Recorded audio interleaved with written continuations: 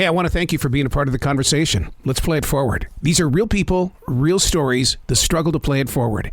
Episode number 552 is with Captain Bob Young. Well, what's doing? I'm nursing that first cup of coffee and shaking off the cobwebs. How are you, sir? Well, I haven't had my coffee either, so that makes us equal. I humbly apologize. I just realized the schedule didn't indicate Pacific or Eastern, so I just got a message from my publicist said, uh-oh. Well, I run into that all the time, especially with those rock bands out there in California. They'll say, okay, they're going to talk at 12:30, and then it's really 9:30 their time. Or somebody like this morning, I was talking with somebody out in Hollywood, and it was a 9:30 conversation. It was really 6:30 in the morning where they were. Oh, geez. Well, good thing I'm not in a rock band. Then I would have had a real excuse for you. So how do you deal with that as a pilot? Because, I mean, you cross several different time zones. I mean, we read about that in the Vagabond pilot. Yes, we do. Well, it was interesting. When going westbound, of course, I got an extra hour. Going eastbound, I was pressed when I would cross a time zone, pressed for that extra hour because it meant getting up earlier, etc. When you were flying across this country in that small airplane, did you not feel like that you were visiting the world's greatest art gallery? Because that's one of the reasons why I like to fly is I love looking at the lay of the land. You know, you really hit it right on the head. I was fascinated growing up in the East.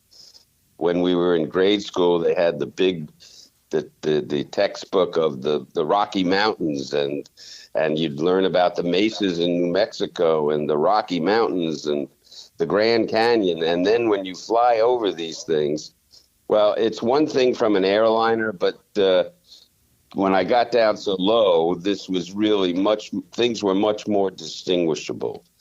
It is such a great expanse. It was really thrilling. I know you think you're older and you get jaded, but it was like, when I was coming over to New Mexico, and I could actually, because I was so low, I could see how the mesas were stepping down, stepping up, and then into Texas, all of a sudden it got very green and greener, and you say, no wonder they have so many cattle. and the bayous along the coast from Texas to Louisiana. Yes, you could really distinguish things down low. So it was a real geography lesson. I think even more fascinating was, being a history and a political science buff, how you could see how the country grew, because all the communities were located on waterways, and in the Midwest, there were all the farms, and then there would be an airport in a community like 50 miles apart. So you can see how it all kind of spread out. It was really fascinating. One of the things that I will look at when I'm up in the air is the fact that I'll look at the highways when you're low enough to do that, and you can tell to me which city had the greater politicians, and the reason why is because the strong politicians have the better streets for their personal cities. Yeah, they got all the federal funds for the interstate highway, I guess. They do. But, that's a very interesting point. I remark about it when I'm passing by Chicago, and living in L.A., you deal with the freeways and you see it's all over. But you could see how all the freeways emanated from the city to the point of the lake where Chicago was, Lake Michigan, and spread out into the suburbs. And all this population grew from there because of those highways, I surmise. What was more lonelier, being up there in that airplane or writing the book? Being in the airplane. I wrote the book contemporaneously as I traveled. Ooh. But I think you might have hit a good point, because in the editing, it was arduous. That's where the real work, when the editor got a hold of me and started cutting all my wonderful poetry of writing, that all of a sudden, wait a minute, I like that. No, but that's where it really was work. So it was in the airplane that you felt much more solitude. How did you get used to that editing with the editor? Only because, my first book, I had to go through 5 rewrites, and that, it starts getting inside your head, and you no longer believe in the project. How did you keep going? Well, I have a very dear friend who is a New York Times best-selling author, a lady named Terry Cheney. She wrote a book called Manic, and has become a leading persona on bipolar mania.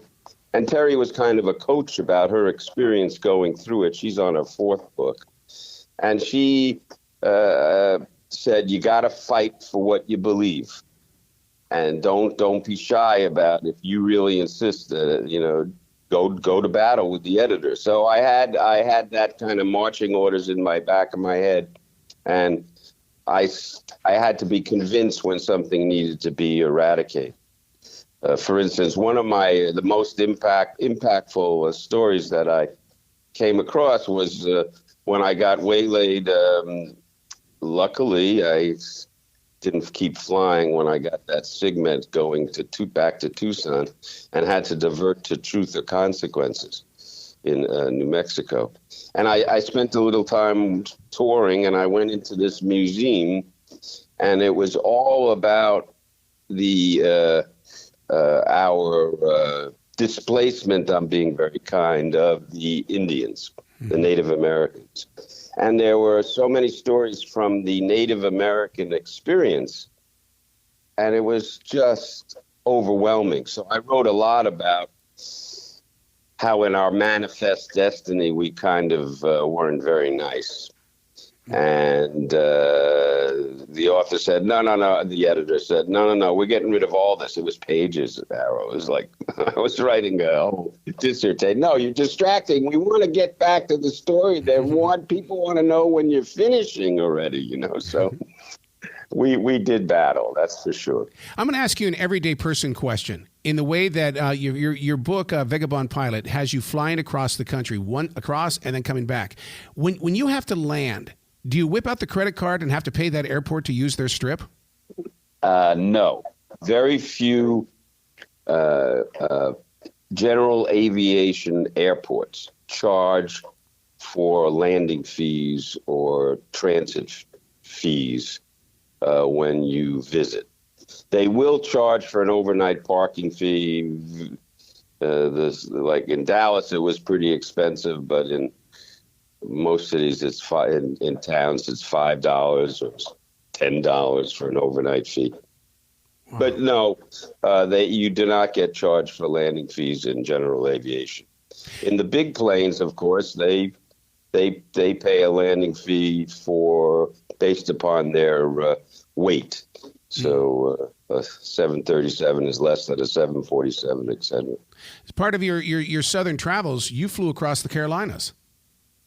Yes. How about that? And I was glad that I wanted to talk to you about that. That was fascinating to me, because you read about how the 13 colonies were settled in North Carolina, and North Carolina was interesting because you could see how the rivers emptied out into the ocean, and then up from the ocean a little ways was the city, like Wilmington, right? It was up from the ocean, and all of the cities I noticed were the same. So that was fascinating, because that's actually how it happened. They must have had to find refuge up the river from being on the ocean when they were in port, so to speak. So it was, and North Carolina is so beautifully forested. So and the whole East Coast is a whole different trip from the West. The West is so arid, and there's not as many trees as in the East Coast. It's just forested, so that the airport or cities are just a little cut out in this green blanket, so to speak. And as you read, I had a little trouble locating Danbury at the end, but yes, North Carolina was fascinating from the air. How did you deal with get home-itis? Because, I mean, inside your mind, you had to have said, I got to get home. But yet you were so many hundreds and thousands of miles away. I didn't do a very good job. Okay. And that's where as the book reaches its, how could I say, climax, so to speak, before I arrive in Los Angeles, But for the intervention of an angel, I would have been a statistic because of get-home-itis. And it really surprised me because as a pilot, you know, of many years, I would never, when you read, I would always read about pilot reports and accidents, and you try to learn. As my instructor said, you know, you get a license and it's a license to learn. And, I would never do that. I would have done this. I would have done that. And yet, I think in retrospect, get-home-itis almost put me off the planet here because I had such a narrow window and the weather kept pressing me. And then when I was trying to beat that storm coming up from Baja to cut across the New Mexico mountains into Tucson, I didn't really consider the effect of climbing over 12,500 and flying for more than 30 minutes. You need oxygen. Yeah. And that's why I was up there for 45, 50 minutes and hypoxia started to set in. And if I didn't hear from the controller the significant meteorological warning that, hey, Safford, Arizona has embedded thunderstorms, you better divert. I wouldn't have known or been not conscious, but I wouldn't have had the wherewithal to make a judgment that I should divert. I would have just kept on flying, happy and dumb the way I was. So it was a little bit scary. And get-home-itis, I think the classic case is John F. Kennedy Jr.'s. Yep. That's what I was thinking about. Yep, that's what I was thinking about.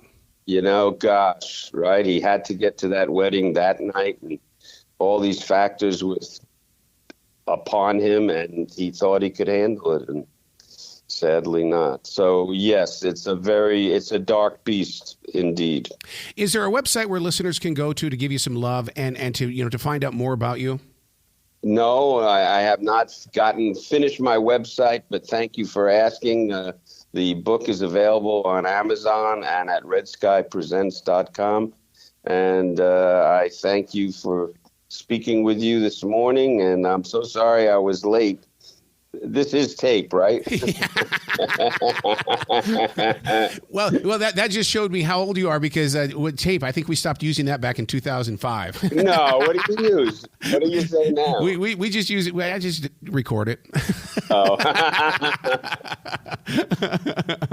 Well, Captain Robert Young, man, you got to come back to this show anytime in the future. The door is always going to be open for you. I would love that. Thank you so much, and happy holidays to you and all your listeners. Same to you. Go get that cup of coffee now. All the best now. Bye-bye. Bye, guy.